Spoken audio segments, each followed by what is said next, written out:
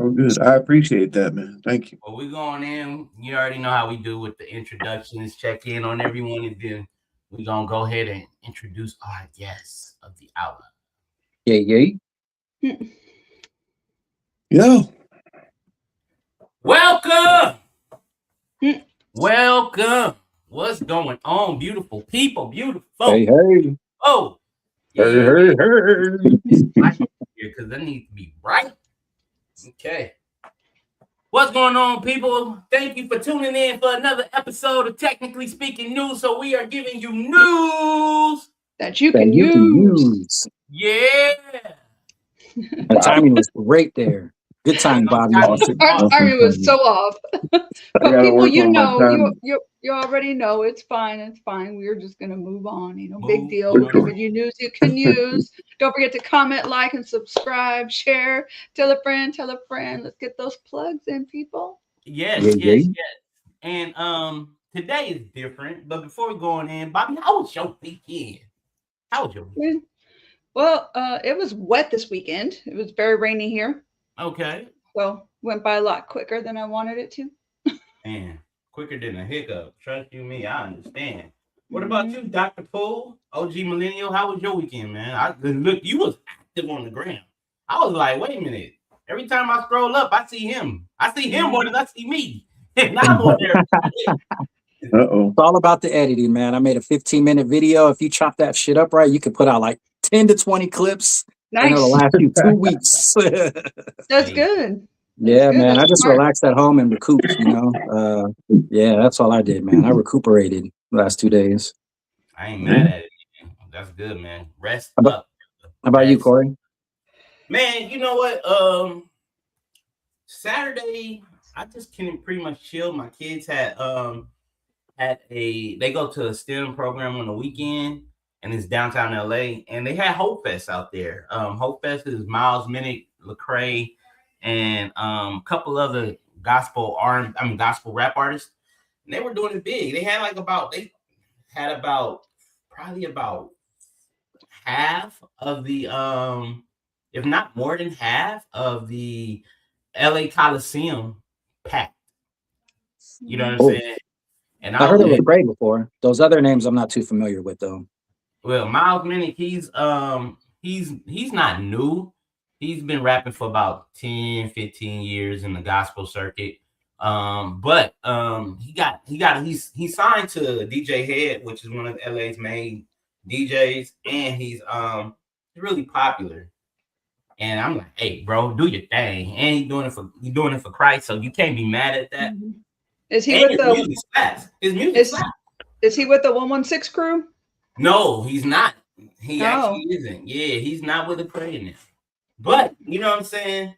Moving right along, because we don't want to be strangers to the guests that's in the house. Because we all talking, I'm like, you know what I'm saying? Who is this C. Michael Chiles, aka Chris One, aka Chris Chiles, aka Hip Hop 101, Mr. Chris C. Michael Chiles? Introduce yourself, brother. What's up, everybody?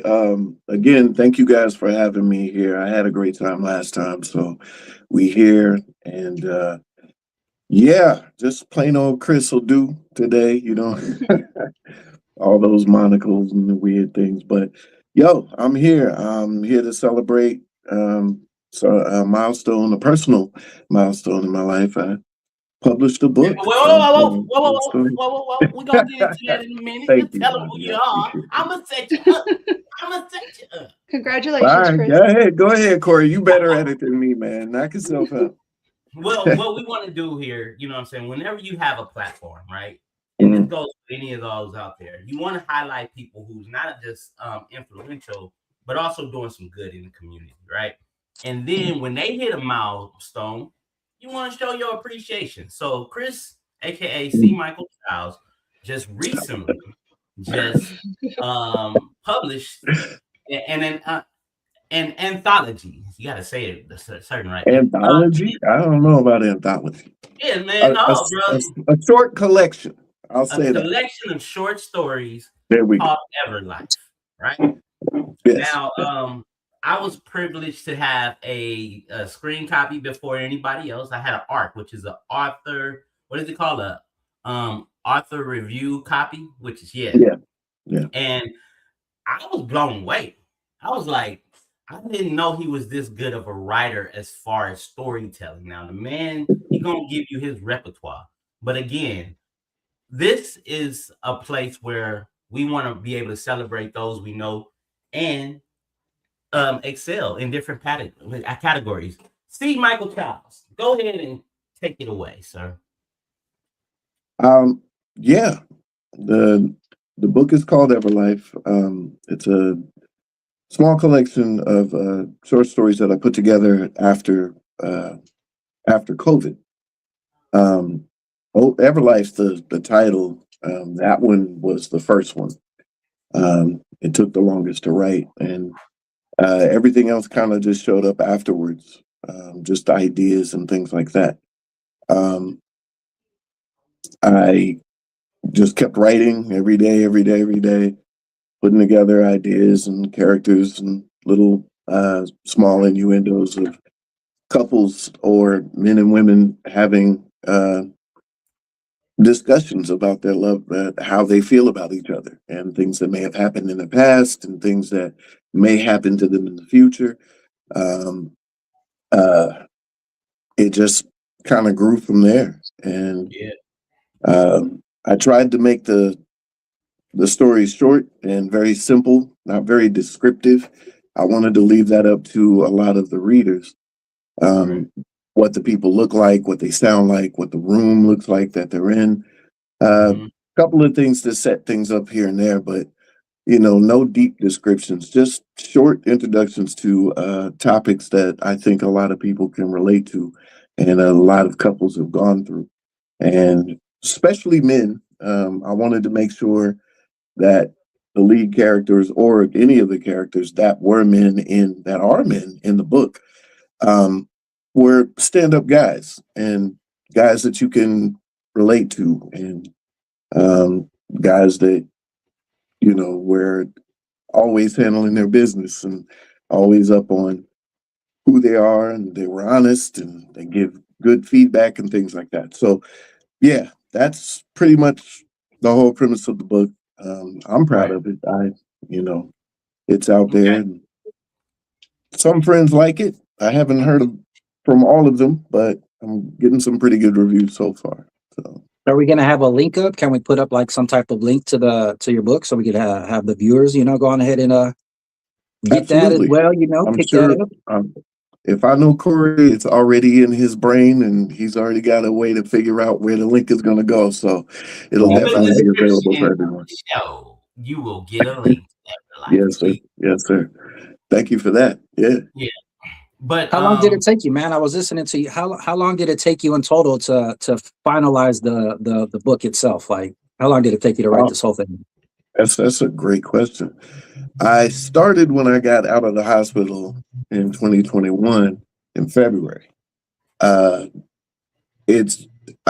We officially released it February this year. It was done, I would say, last year, and I just kept revising and changing and all of that good stuff. And Corey finally thumped me on the back of the head and was like, "Just put the thing out, man." So yeah, I'm 4 or 5 years, I guess. Just little bits, and these are the ones that made it. I wrote a lot during that time, but these are the ones that I felt pretty good about, that made sense as I read them, and they're the ones that hit the book first.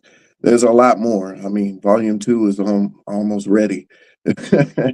I'm still cooking on that one, but yeah, it took a minute. Just right after COVID, I just kept writing. I really couldn't move around the house too much. They make you go on oxygen when you get home from COVID, and that was 6 months of sitting there with this tube in my face. And I had no idea you had to have the oxygen for COVID. Oh yeah, they would not let me go home until I had that thing at the house, man. It rumbled the house.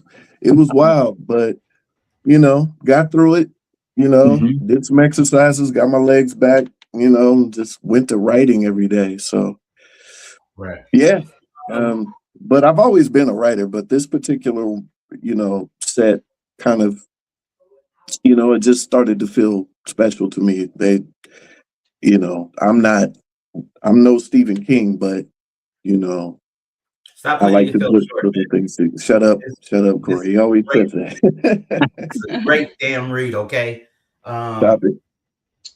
Yeah, I don't want to take away from anybody else's questions. I have a few of my own, but I want But Bobby, did you? I know you got a chance to read A As Man. soon as you, yes, yeah, as soon as you sent it, I read it. Awesome. What was your take on it, Bobby? It was interesting. I do enjoy reading, and I do like short stories. So when he mentioned it was a short story, I was like, dude, this is right up my alley. I'm not having to read, an entire actual book before our show or anything. So I liked it. I feel like with the characters that you put in, you kind of set the scene. You could kind of feel like they were probably at a bar or a club of some sort. Music might have been going on and stuff, and so you can hear, everything going. And then you always have that one guy that starts crap. Oh, we got that one dude, man. Oh, we got that one dude. But sometimes it just takes somebody strong enough to just get that punch right in the, right in that spot, and then they're like, oh, man, I don't know what hit me. And that dude is that the one that's titled A Man, a Woman, and a Cougar? Yeah. That was funny. Great title, man, by the way, man. Oh, thank you. Corey wanted to change it. I sure did. And I read it. I was like, that's a crap title, but go ahead, Bobby. It's a great title. Yeah, I'm sorry, Bobby. Yeah, go ahead. I enjoyed it. I think the bad thing about the short stories is you kind of write your own ending. Because the ending of that one, I'm like, hey, what happened? What happened the rest of the night? I'm like, that's the idea of the short story. So, when you originally wrote this and you ended it, what was your idea? What did the ending look like to you? What's wild is that's actually one of the ones that kind of happened. Back in college, it ended up everyone went to go have tacos. It was an interesting time that night. That's so funny, right? That friend throwing herself in the back seat, being the third wheel. I don't care where we go. I just want tacos. It ended up with tacos, man. It a lot of my experiences being as old as I am, and the experience of college and going through what I went through during that time. A lot of those, I would say maybe 25% of the short stories came from what I went through in college. And that particular situation, it wasn't me. I'll say that. I'm not the lead character that popped somebody in the mouth. I just saw the thing go down. It was it was kind of fun it was funny to watch. But the situation was handled. Everybody walked away, cool. But there were tacos at the end. It was a lot of fun to write that one, just to, bring all those memories back and then to write them in such a way, just different angles. And I think I got that from a movie. There was some sort of movie where people watched the same thing go down and there were different angles of, what happened. And yeah, it just came from an experience. And I don't know, if you want to see more of it, just let me know. I'll extend it and see what happens for the rest of the night, I enjoyed it. I was all, did my guy get a second date or no? You know what I mean? We're going to see. But he was smooth through the whole thing, man. He was smooth through the whole thing. He was, for sure. OG, you got any more? You got any questions, OG? Oh yeah, I've written a couple down, and I'm sure I'll have some more that come to mind as we keep on talking. But you can keep it pushing, Yeah. Man. So I know this, but the viewers nor do the team know. What was the changing moment when you were fighting COVID and made you want it to be like, you know what, I gotta go all in on the things that I do. Like you said, this book was a product of you being in the hospital you was in the hospital for almost like half 3 weeks. No, 3 weeks. 3 weeks. But you were battling that situation, because I remember there was some times And then you were talking. I was like, bro, I just need to hear your voice to make sure you're still here. Because you know what I'm saying? And a situation like that will make you realize, like, look, I got so much in me, I got to get out. Walk us through, like, what was your defining moment when you first put pen to paper? Got home on Valentine's Day. My wife was just in tears that I was home, you know, and that night I just kind of laid down and thank God I was home and was very prayerful. There was a lot of tears that day.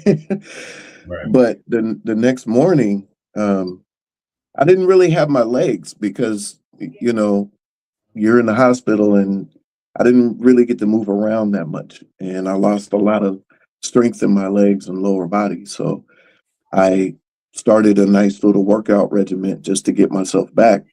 And as a reward for having a pretty good day, good breathing day, and oxygen levels going up, I would write down my goals and things that I want to accomplish because it's a pretty scary time, you know. But after that, Everlife just came up because I don't know if you've read it, the lead character in Everlife, he has a special ability to where he never dies. And, you know, I think that's where the idea came from for me. What would I be like if my body would never deteriorate, never grow old, never, I don't need food, water, drink, whatever, and I could never get sick and things like that? How would I take care of my family? And it just kind of expanded from there, you know?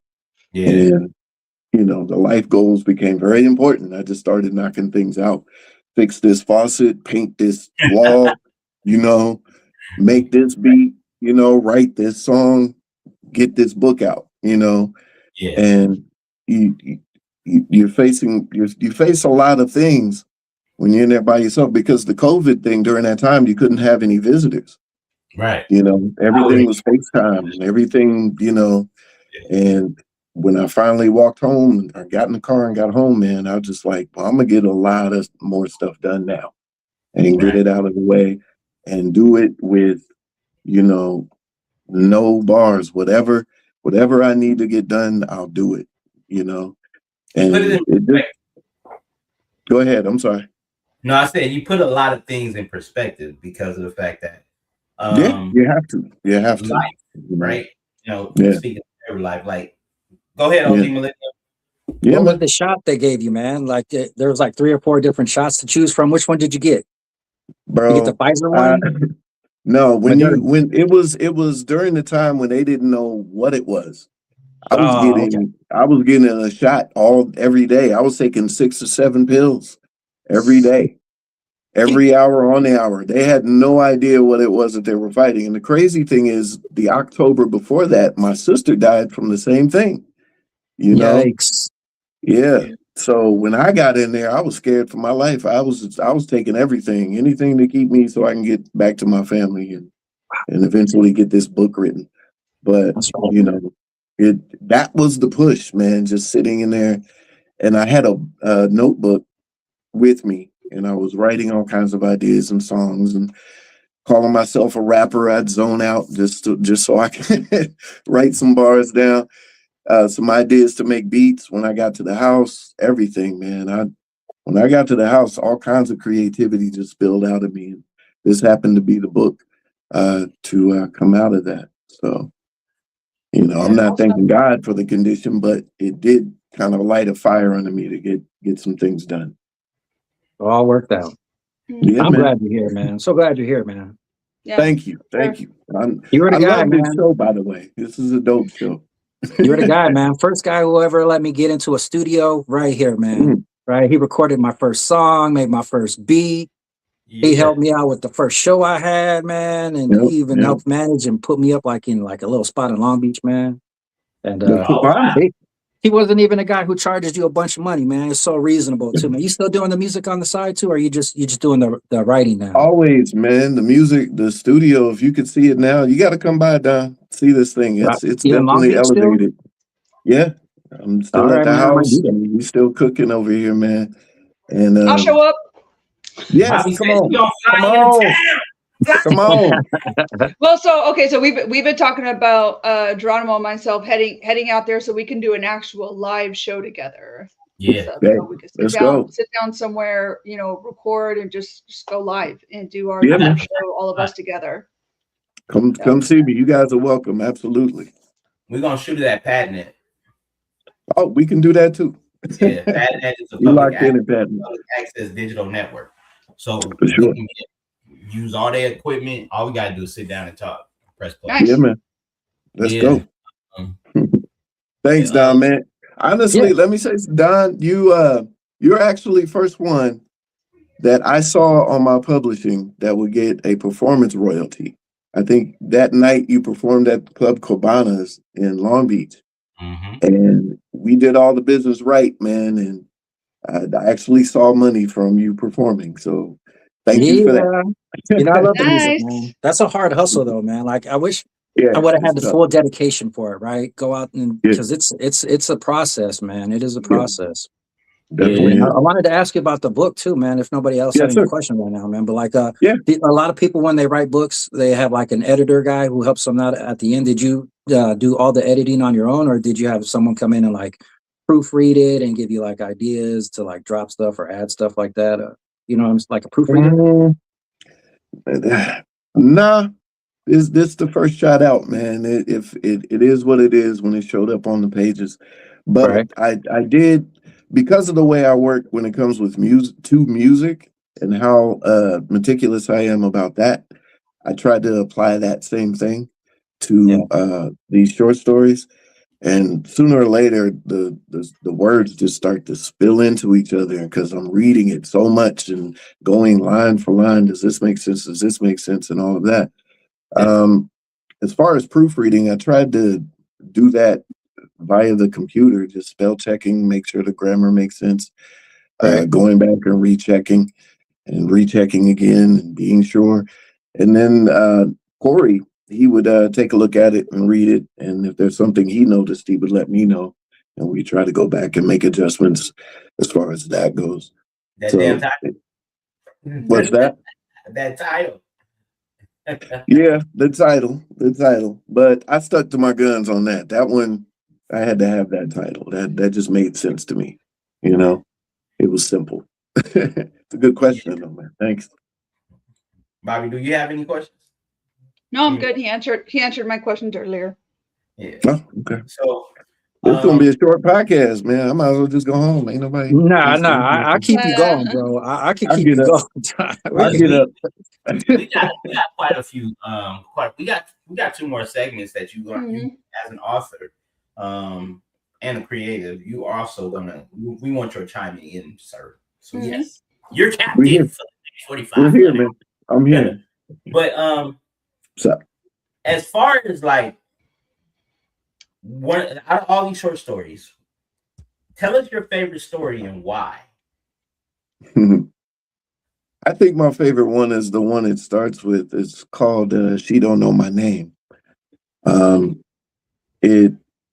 It's pretty much an entire story of a roommate that I had, and in college, and how he dealt with girls after a breakup, a really harsh one, and he became pretty almost like Bruce Wayne-ish. He's very dark and very, the character in that particular short story is he's just very straightforward and simple thinking guy. Do you want to do this or not? If not, cool, I'm moving on. He's he's smart, he's rich, got his own money, and he takes care of his friends. But when he's very cautious about stepping into a relationship again after being so heartbroken. So, when he finally meets this girl, you know, he uses all the weapons that he has to, you know, make sure that she's the one for him before he makes any moves. So, you know, that would probably be my favorite one. There's one called Fracture. That's my favorite one. That one actually stemmed from a conversation that I had with a friend of mine. Because I'm such a sensitive guy and have been most of my life, I tend to remember the past really, really well in strong detail, from, you know, smells to colors, outfits, whatever happened that day. You know, ask me if I was there, I remember most of it. And Fracture came from a quote that I got from a friend of mine who said, I need to let go of the past. And I was like, okay, cool, I will. But then I thought to myself, what if you can't? What if it's impossible for you to let go of anything that you've gone through? And what if that particular past section keeps repeating? Is it going to blow your mind? Is it going to, you know, are you going to crumble under it? Are you going to try to fix it? What happens? And it just kind of took off from there. So Fracture is dope. Of course, Everlife. That was my stab at futuristic relationships. What is that looking like? Oh, give me a little example of these futuristic ones, man. Look at the front cover of the book, man. There's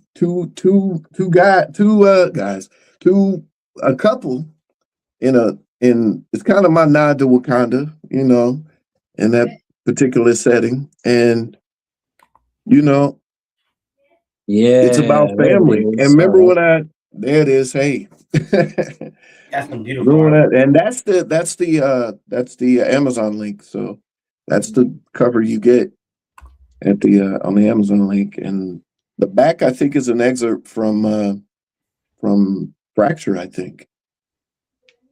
But Amazon Everlife. Yeah, man. Nice. Type that in, get it. But Everlife is about that guy who can't die, who can't suffer any diseases, who discovers Earths for people. And when we first meet that character in the short story Everlife, we're on 12th Earth, the 12th one that he found for the world to survive on. So he's a revered commander in that world. And his condition is found to be a little illegal. So we got to figure out how he's going to survive and how he's going to take care of his family.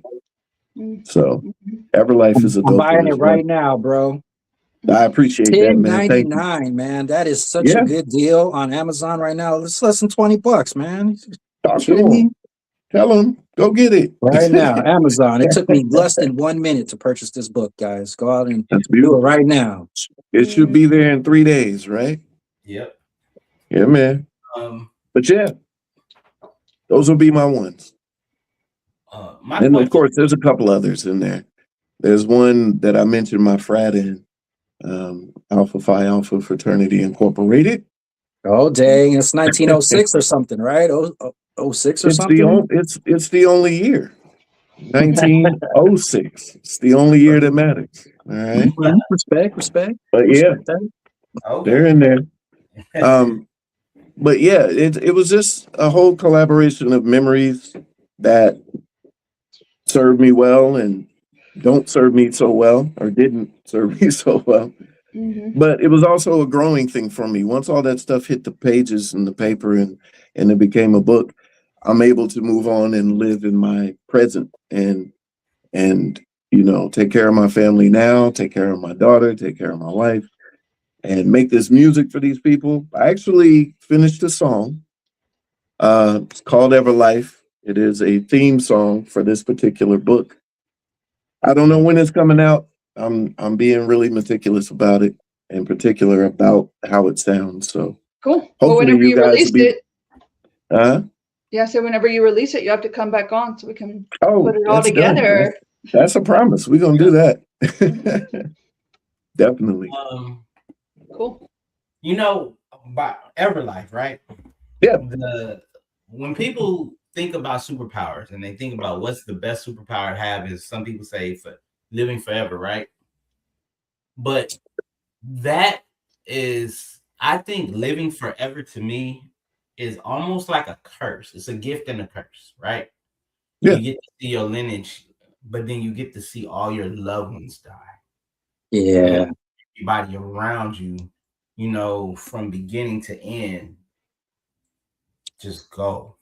And having the power to say, look, this is the woman that I love, and this is my child.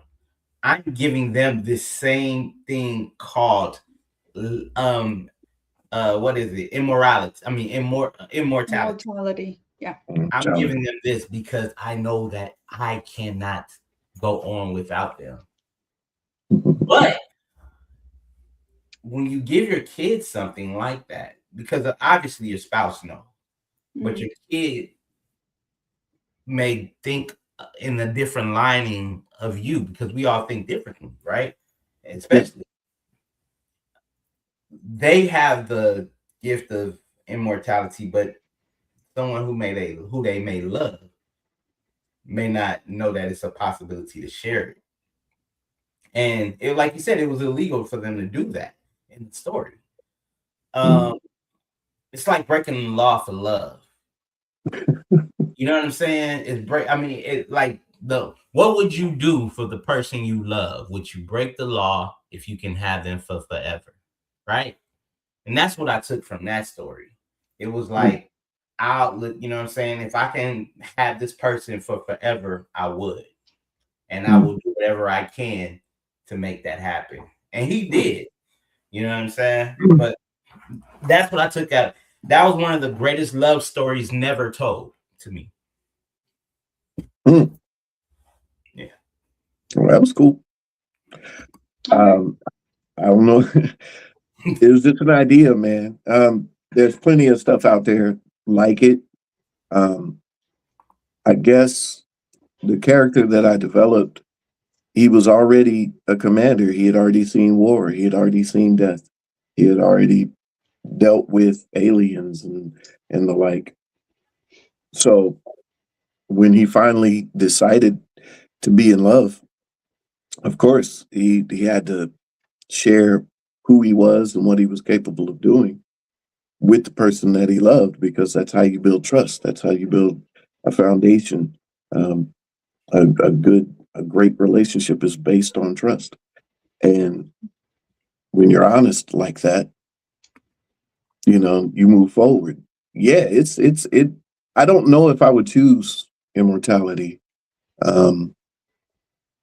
It's a hard thing to swallow, you know, because even as human beings, we see that, you know, we see death. You know, family members pass away, best friends, good people that you've known since college. They all, you know, tend to pass away, and you're still here on this earth. So while I'm here, I'm just trying to do some good. I'm trying to, you know, give to people, help them live their dreams. You know, if they need me to work on a beat and they don't have much money, let's make some music, man. It'll be great later. Don't even worry about it. You know, that's just the type of person I am. So if I can help help you live your life better by helping you get your dreams out, then I guess that's what I'm here for. So, and that's my sense of immortality right there, just working and helping Legacy. people. Yeah, helping people reach their goals, you know, and watching them grow. Yeah, with you saying that, for writers out there, feature writers or people who are kind of you know, figuring out what they want to do and they wanted to get into a creative writing, what type of advice would you give that person, someone who's looking to maybe go the route you're going and writing a book? Man, the hardest thing I had to deal with was actually letting all of those stories go and putting them in a book and letting the people read it. You know, when as a kid, I took criticism really hard because I wanted to be the best at everything. But as I grew older, I knew that I'm not the best at everything. And criticism helps if it's there to help you move forward. So I would say if you're writing something and you think it's good, then put it out to the people and move on to the next thing. I mean, Corey would tell me, let the baby breathe and rock with it for a minute and expand on it and get it to as many people as possible, which I am doing. And I'll tell you about that later. But to answer your question, it would just be just once it's done, let it be done and get it out to the people and let them read it, let them enjoy it. If they hate it, fine. If they love it, even better. And just move on to your next project and just keep writing. Yes. Let me ask you a question. So what do you think better when it comes to short stories? Do you think one based off of facts or fiction would be better for readers? Good question. It's a very good question. I can only speak from what I deal with things that have happened to me and subjects that I have experienced. It's tough. Everlife was tough to write because I don't know a lot about space, but my imagination went there. But as far as relationships and having conversations with other human beings about being in relationships, yeah, I know about that. So I can definitely write about that. Right. So all that stuff comes from a real place. So if you can put out something that is creative enough and deals in both, you would make a really good short story at that point. I don't know if Stephen King has ever seen a clown with a big head walking around stealing kids, but he came up with that story. You know what I mean? So, he terrified my mom to death with that story, man. She's still afraid of clowns because of that movie. He was smoking something. My man comes up with some scenarios. But if you read a lot of his background stuff and where that stuff comes from, he's been scared a lot in his life, and he applies that to his short stories and his big novels and ridiculously long movies and things like that. So, it's a great question, but I think if you can weave the two together, then you've got the makings of a really good story. That's really all good. right. Really good. Man, that was a good question. Like, comment, and subscribe. Everybody listening right now, I know y'all loving this content. We got Chris Chiles here, producer and writer, man. Sharing that knowledge. All you future writers out there. Yeah, okay, man. if you don't mind, we're gonna kind of parenting topic. Yeah, repeat that. Come back. Yeah, you have to say that again.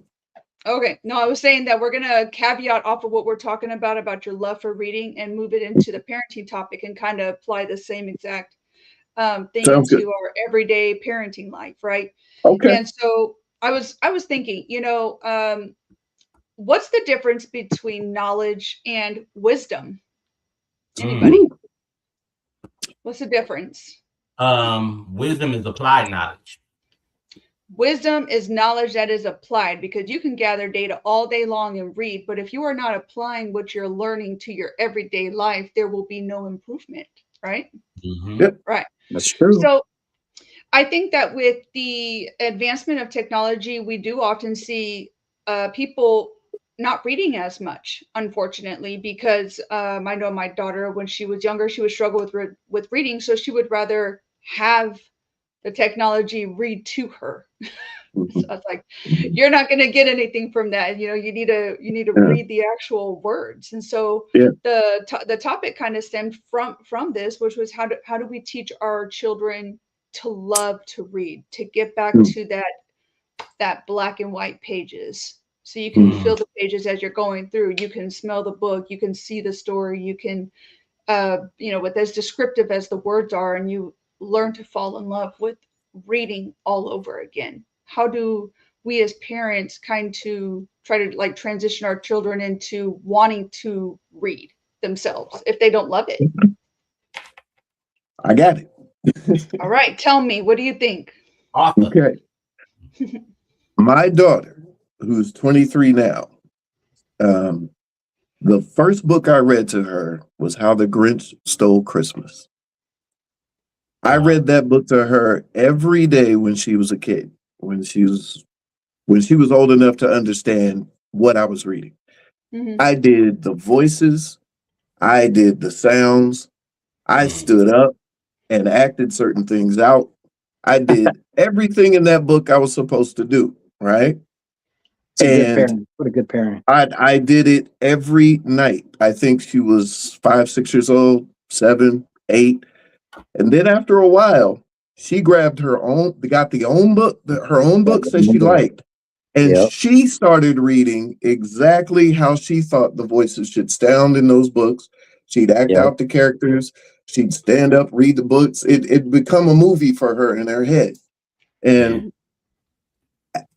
now today, she writes down all of her dreams, every dream she's had. She's got manuscripts of books from, I believe, her 6th grade. She got her first one all the way to college.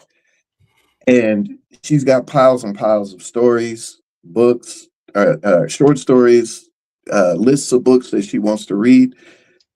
To me, I'm saying all that to say that as a parent, you got to get active. You've got to put the book in their hand. You've got to show them the words, and you've got to give them the sound of when someone says kaboom, you've got to say kaboom in real life. And if the Grinch is talking, you give them that Sean Connery voice. You go all in that whole thing. And then when she finally saw the movie, it blew her mind, right? When the Grinch Stole Christmas, Dad read it just like that. And I cannot believe this stuff is connecting. And that's when she had to go get every book out there. I got to read this next book. I got to read this thing because I want to make a movie. I want to be involved in the music on this thing. She just went ham, man. So I say that to every parent. If you're not reading to your kids, you're missing out. They're losing. You know, there's plenty of AI could read the thing to them, but you know, that's your child. Those are your kids. Sit down with them, entertain them until you are exhausted, you know, and sooner or later, something is going to click in their head to where I actually want to write this book. I want to see how this movie was made because I remember this book being read to me by my parents. I want to see how this video game expands because I remember my mom and dad playing Atari in front of me, and I want to know how this thing worked. Yeah, man, we did it. 100. We did it. You know what I mean? I think that you answered the question just perfectly because what you did was you made reading fun. Yep. You gave voices to characters. You stood up when if something went boom, you went kaboom with it. You got her engaged in that story. Yeah. And so that's what we want to do. We want to make reading not feel like a chore, but feel like entertainment. And we all want entertainment. It's an escape, man. Reading has always been for me an escape. It's a place I've never been. I've never been to Maine, but Stephen King puts you in Maine when you read all of his books. I think I could go down the main street of Maine right now. I've read so many books by him, and the way he describes it, I could turn left and find his house. It wouldn't be a problem. But that's what good authors do. You know, they put you in that spot and they take you away for a moment, you know, and you're kind of angry when you can't get back to your book, you know. So that's how I was when I read a lot of things growing up, and you know, writing was just always easy to me, just to escape and create different worlds and create characters and all kinds of stuff. So when my daughter got here, it was easy call for me. I was reading every night. You know what's funny? That's great. Y'all want to? I have probably about 150 books in my house, right? That's it. Yeah, but two of them are the Bible. I already know that. Yeah, you know that. Yeah, but that only counts as one book, and I got about 5 of those. However, for my kids, like one thing, because my wife is a school counselor, and she, when we got our babies, the first thing she did was like, we need to get books. This. And mind you, tablets were out then. We even had iPads, Kindles, and Nooks and all that stuff. But we were like giving them books, page turns. And it was funny. One day we went somewhere. We knew we were going to be out and about for a long time. So my wife was like, you guys pick out your book. My son snuck 2 books.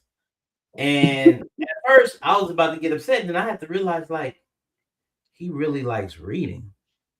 You know what I'm saying? So I get the disobedient part, but then it's not like he's trying to steal a video game system, right? He's literally going to get a book so he can be entertained. And I had to just catch myself. And then I also had to apply my wife because, like I said, I have about 150 books in here because my kids, they have book carts. And every time they buy a book, they every time they want something to do, we like read a book. Like, we get them books. Now, mind you, some of them are like stories of Michael Jordan, Steve Jobs, and some of them obviously about fictional, but we keep their brain reading. Like, I read every day, right? I read my Bible, but I read every day. And one thing about reading, it keeps you sharp. And I just, you know what I'm saying, just knew as a parent, I'm so proud of what my children are doing in reading, but I just sometimes kind of feel like I wish I had that type of parental discipline when I was a kid to go grab a book instead of watching TV. You know what I'm saying? Don't get me wrong. We had some great memories watching TV, but when I read my first book, I think it was Black Boy by Richard Wright. I was like in 9th or 10th grade, and I sat with that book. Like, I remember, like, man, the book was one of those things that's like, why haven't I been reading? Because I read at school, and I was always the animated one when I read because I was like, if we're gonna have fun, you know, reading is fundamental. I remember the riff. Every time you read a book, you get a free pizza. Well, I had like 7 pizzas, okay? Because I read a lot. You know what I'm saying? You can tell that I ate. However, you know what I'm saying? The thing is, reading nowadays needs to be more encouraged. No problem. Reading needs to be more encouraged. And not just, like you said, it's not just like a tablet. Filling pages of a book is amazing. It's amazing. Smelling a book depends on where the book is, because I found books in my bathroom several times that I wasn't cool about. But the fact that you can pick up a book and have that old library smell is something, just that nostalgia just come over me. And I think that's what's missing in a lot of these young individuals these days, is the fact that keep going. Y'all keep going. I gotta go get my charger. My phone is about to go ahead, brother. Get out of here. Keep going. I'll be right back. For sure. But yeah, that's I mean, it's something about books. It's just something about physical books. That's what I was saying earlier about like smelling them, everything. When I got home from work today, as soon as I got home from work, I immediately start cooking, and Grace asked me, "Oh, can you take me to the library?" And I'm like, "Oh." You know, by the time I get home from work on Monday, I'm like, you know, I really got to start cooking. I don't know if I'm going to have time. And she's giving me a crap, man. My 9-year-old giving me crap about not taking her to the library. I'm like, no, hang on a second. I've been at work for the last 9 hours and on the road for the last 40 minutes. Excuse me if I don't want to take you to the library like the moment I get into the door. And I guess my husband heard her kind of giving me the 3rd degree. So he comes in. He's like, Grace, hang on a second. Your mom's busy. I will take y'all to the library in the morning. I'll let y'all pick out a few books and we'll hang out. And I looked at him and I said, you sure? And he's like, yeah, just let me take the girls. I was like, cool. So that gets them off my back, and we're going to keep our word, you know. Right. Because she likes to go there. And even though I feel like she reads silly books, those are things that she enjoys. And she likes going in there and touching everything and looking to see what the introductions are, what they're about. She mainly reads a lot of fiction. She likes the Diary of the Wimpy Kid books and all the Dog Man books. God, I got all of those in here. Yeah, she likes reading all of that stuff. So she, you know. And then Mercy, my 6-year-old, is at a third grade reading level, and so she's reading, higher books too. It's not just like a picture book with D is for duck. No, we are way past that. Yeah. We're way past that, and she reads very quickly too. And I'm like, hey, hold on. Did you even understand what you just read? Because that's a big thing, right? It's not just reading it. Like, that's great, but do you understand what you just read? Right. She did. That's amazing. Smart pants. That's amazing. What about you, Diane? How has reading been influential in your life? Well, I don't know, man. I'm not a book nerd like you guys are. You guys talking about you love the smell of books and shit. Like, hey, man, my love for books is nothing like that. So I read a book because they made me read a book, and it doesn't make me any less of a person. I'm more of a visual learner, right? Like, I was the one who was watching TV and playing video games instead of reading a book when I was at home because they made me read books when I was in school. And most of the books they made me read in school, I didn't like, and they were boring. So it wasn't inspiring to me. And it's not my mom wasn't reading to me as a child. My mom loves books. She was always reading, and when she would tell me stories as a kid, she wasn't reading from a book. She would spend time to make up a story and create a story to tell me to help me fall asleep, right? Great job, Mom. I love you for that. But, for some people, maybe a lot of people, reading is boring. And for me, reading a book now, it makes me tired. I want to go to sleep, right? Yeah. So it has to be something that really stands out. And a lot of the writing, is subjective, so if it were like something like the first book I read was a Star Wars book, right? And then the next book I read was the Bible. And then I read the Bible like 3 or 4 more times. And these are the 2 books I read, And so do I encourage reading? Yeah, sure, absolutely. And in fact, when it comes to reading, I'm a terrific reader, right? I read very well. I'm probably, Bobby, more like your daughter. I'm a quick reader, right? I'm able to speed through it very quickly because I'm a good reader and I understand words and spelling and whatnot. But I'm more of a writer, whereas some people are great readers and do the voices like my girlfriend Lauren. She does story time with her kids and she does exactly like you guys said. She changes her voices. And sometimes I'm like, hey, call me when you're doing story time because I, at 42, 44 years old, want to hear story time too, right? I want to hear story time too. Yeah, right. She's reading the Harry Potter books, right? And she's trying to do the Harry Potter English voice. I'm like, oh, that, right? Like, that's so cool, So I encourage it. But yeah, we don't want to shit on people who don't read. There are a lot of people out there who are illiterate also and just don't know how to read. And so we hope those people can learn how to read, and can enjoy reading as much as a lot of other people, right? Like, I loved watching Reading Rainbow, and I'll just end with this, right? But once they started making stuff that I could learn on television and movies about books, then I just found it more entertaining to watch it as opposed to reading it, Right. You know what? That's interesting you said that. One of my absolute favorite shows growing up was a show called Wishbone, and they played it on PBS. It was a little white dog, and what he did was every single episode, something that was happening with his family, he turned it into a book. And so I remember reading a lot of books visually through the Wishbone show, just because he acted them out. They did Romeo and Juliet and the Time Machine and different Shakespeare stuff, and like all of the books that they had kind of brought the books to life without me having to read anything. And I don't know if do y'all remember that? Because I feel kind of silly now telling you that. No. Do you Clifford, remember the big red dog? I remember they made me read Clifford when I was in school. The big red dog. Yeah. Clifford's like a normal, I would say like a normal coming of age book, but no. Right. Do I you like know what I'm reading talking history. I like the history book. I loved reading about history. I like learning that stuff. But you could just watch it so much faster. Just watch a docu-series on Egypt, right? You learn everything in 2 hours. True. But one thing that I love as a kid, and I'm pretty sure as an adult, a lot of people do too, reading comics. Like, I read comics. Like, that right there was my introduction into X-Men, my introduction into Spider-Man, Batman, because I never saw the cartoon. I was like, I saw my brother's like real thin book. I was like, what is this? It's like, it's a pamphlet? No, it's a comic book. And so then I would read the little bubbles of the characters in the corners, and I would put 2 together. Oh, this is read first, and then this is read first. And then it started making me creatively think like, oh, what if this person did this? And then I gave them my own sound in my head.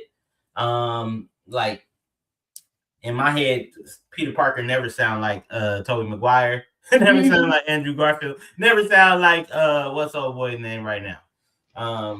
Skinny yeah, Kid? we know who you're talking about. Yeah. I do know who you're talking about. You know what I'm saying? Because it's Spider-Man, you know, not Spider-Boy. It was Spider-Man. You know what I'm saying? Hey, And he's back. welcome back. Welcome. Wow. Yeah. Phone Logic 101. Keep your charger close. There it is. My God. I'm sorry. I hope y'all had a great conversation. Oh, we still are. And we were talking about reading. But like I was saying, it's like I understand there's a lot. You said it on the nose, Don. You know what I'm saying? And I didn't even think about it. We're not bashing people who don't read, you know. But there's other alternative ways you can read now. There's audibles, right? I think some of the best audibles that I've read were by some amazing people, and which also made me look at them differently. When you read listen to audibles, like especially when it's in their own voice. Like, and I'm wondering with the technology in the future, maybe they'll be able to do that with like let's say a Michael Jackson memoir and his family get a hold of some of his readings that we don't know about, and they use his voice, and then Michael can tell his story in his own voice, which probably be extremely scary and amazing at the same time. But reading a book when it comes out, to me, and we talked about it earlier, brings immortality. It brings the person's thoughts that live forever, because why is now manifested in a space that it's tangible. It can be read, it can be bought. And the person who created it no longer has to think about it because he manifested it or she manifested it. Right. I think that's one way of us living and being immortal, is by getting the things that's inside of us out. And that's even biblical and scripture. You know what I'm saying? Because we're in a flesh suit, keeping 100. You know what I'm saying? But everything inside of us is spirit. But don't let me not go that far, because this ain't that type of show. This ain't that, but you already know how I get down. But, I got you, Corey. I knew what you doing. But yeah, Chris, we were talking about how reading shaped us. And you were talking about it. We were talking about it with you before you had your break. But Bobby was just talking about how. Bobby, you can explain it. Well, I gotta explain. You explain it. I'm just talking about the importance of reading and different things that kind of shaped my view. Donald had mentioned that he's more of like a visual learner, and I had mentioned that like when I was growing up, PBS had a show called Wishbone, where every single episode it was his dog, and different things were happening with his family, and he would always say, you know what, this reminds me of this story, and it would like fade away into the beginning of a book, and all of a sudden Wishbone is dressed up as Don Quixote, and he's showing us a story. So I got to read a lot through visual learning. And so it's just learning to love to read. And I had told them earlier about a story that happened like an hour ago in my kitchen about Grace giving me a hard time about not taking her to the library today. And we homeschool our kids and stuff. And so my 6-year-old Mercy, she is at like a 3rd grade reading level. So she reads very quickly. And it's just making sure that she's understanding what she's reading and just trying to do exactly what you were talking about, is making reading fun for the kids. Yeah. So and applying that to what it is that we're doing. And so we kind of gave our own idea. Yeah. In a nutshell, that's what I was saying. Oh, for sure. For sure. I mean, when your kids finally get out in the real world, there are documents they have to read. There are things they have to sign. There are people that are going to hand them paperwork And if they don't understand what's on that page, they can write off an entire ownership of whatever it is they want to, you know, keep in their lives. So absolutely read and apply.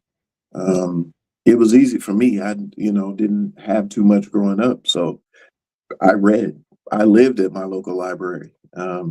Every music book, every book on Mozart, Chopin, Bach, I was trying to read all of it. And I passed that down, thank God, to my daughter. She loved going to the library. It was a space for her, and yeah, I just love to do it. And I would read to people. I was always the first one in class to read, and it got really in high school. It got really. It was on my. I would tell the teacher beforehand, please don't call me. I don't feel like reading today, because I read so well and so quickly, and we'd get through things. None of my classmates would want to read. So I was just like, I don't feel like reading today. Can you not call me for that? And it's weird, but it happened to me. I just don't. To this day, it's weird to me. I'm reading documents in front of people. I'm always in office meetings. When you're in meetings and people who would like to go first, I'm always like, let me get mine out of the way so I can sit back and watch these people fumble through all their stuff. But I love my coworkers. I got a question for you. If we have somebody who's watching right now, right? We have a viewer out there that's like, man, you know what? I didn't grow up like really liking books, or like Donald was mentioning, he didn't grow up, wanting to actually go out and pursue reading because it wasn't exciting to do it at school. But like as an adult, if you don't like to learn, if you don't like to read, how could we encourage others, even in your adult age, to pick up a love for it? Well, I just read what I like now. Now that I'm older, I read things that I like. I'm not forced to read the history of, George Washington.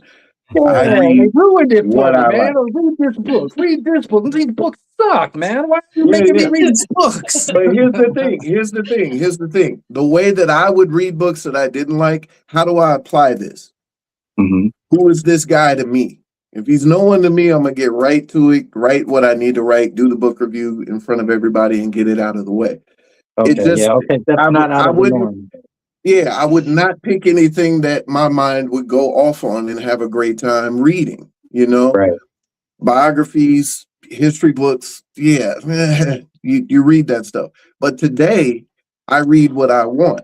If I'm interested in learning about, Nikki Giovanni and the books that she's read, or Octavia Butler and the books that she's read, I'm going back just so I can get some research, so I can absorb what it is they had to give me, so that I can apply it to future things. Now it's about application for me. If I read it, how do I apply it to my life? Yeah. You know what I mean? And sometimes it's enjoyment. I still have Stephen King books that my family still gets me every year. They get me the new one every year. And there's like 4 of them I haven't read. But I'm just like, one day I'll sit down and entertain myself, because you can't really apply a Stephen King book to to your everyday life of a college tuition for your daughter. There might be something in there, I don't know. But, back then I was just curious and I was hungry. What was out there that I don't know about? And I need to read about it, especially if it came to music. If it was about a producer, if it was about a key change or a structure, about a song, I was reading it and trying to apply it to my music. So mine was always about application and having fun with it. I found an author earlier when I was a kid that had his last name was my first name. So I was like, I'm going to read this guy just because we have that in common. He's got my name and I'm going to read his books. And he turned out to be a sports writer. He wrote about baseball and football and characters and things like that. So I still remember to this day. So that's the impression I got from being at that library, just finding things that interest me and reading about it, Amazing. If it's business, read about business. If it's all business, read about business. You know, how to grow your business.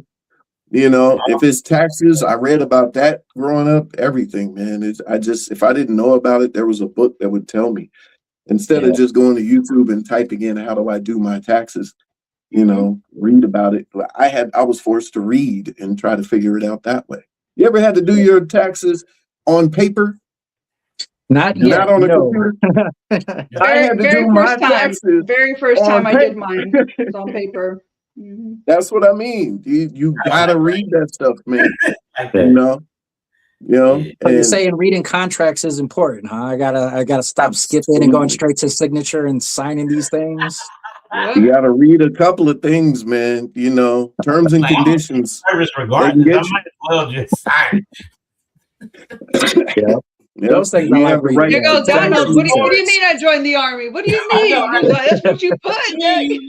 That's what you signed. What? Wait, hold on. That's what I'm saying. They come and get you, man. I didn't see that. Section For 17. all legal purposes, definitely read the contract. Please read the contracts. Please. You know. And there are people getting paid so much money to read those contracts for you. So learn to do it yourself, you know. But it's got to be fun, man. You can't just read everything. There's a lot of garbage out there.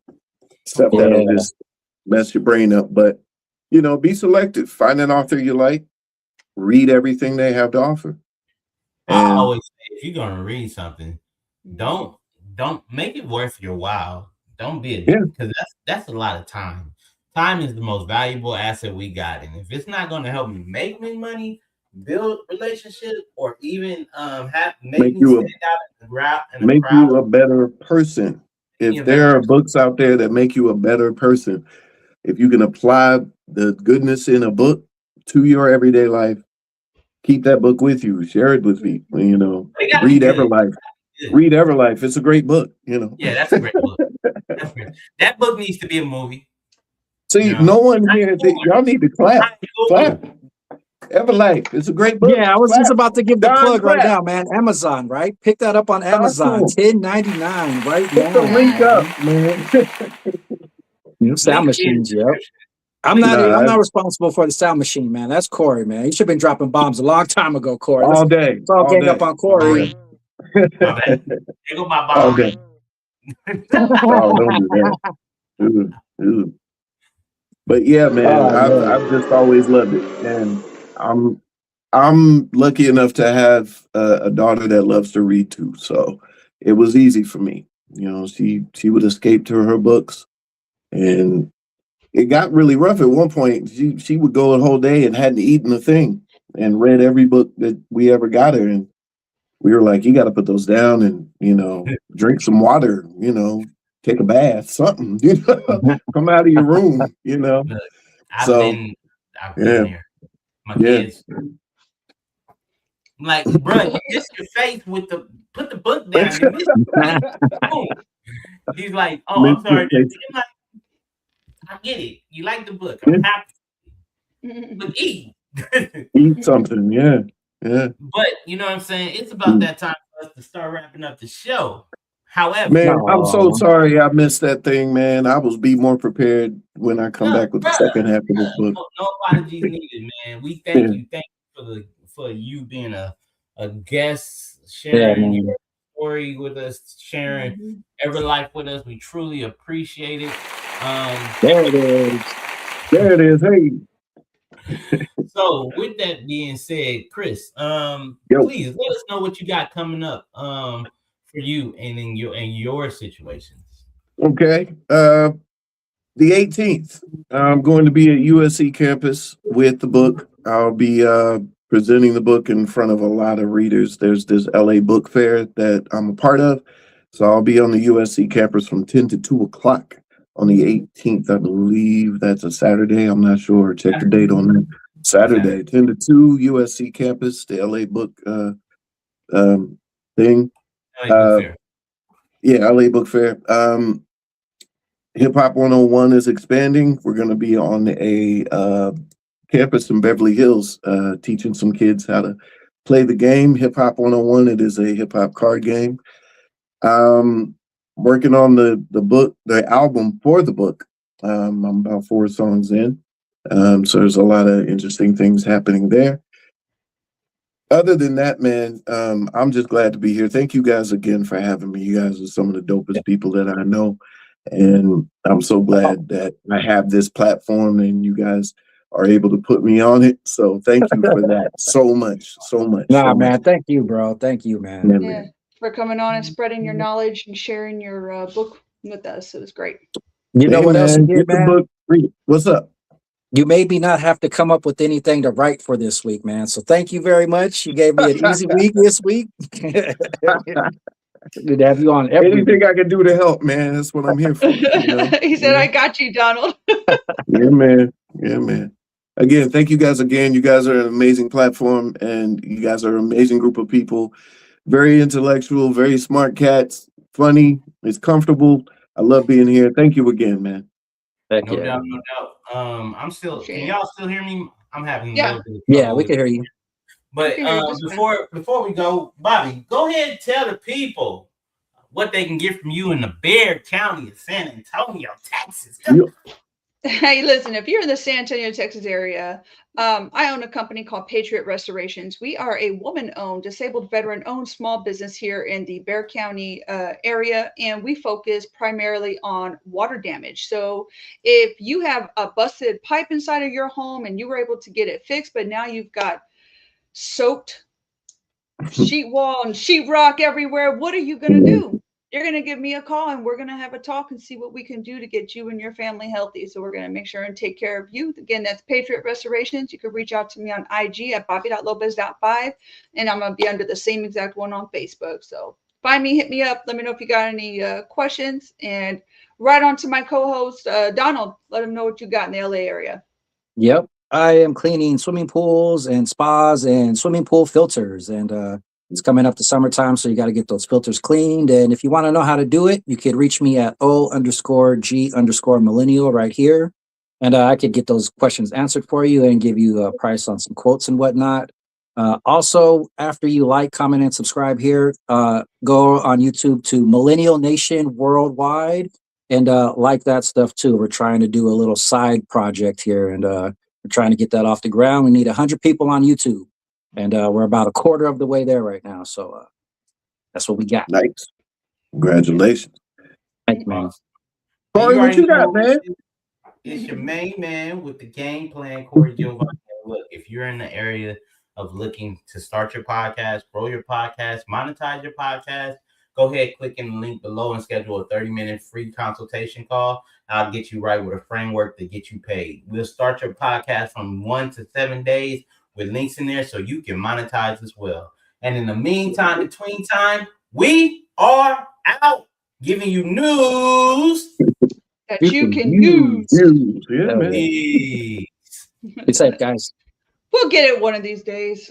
One day. One of them. One of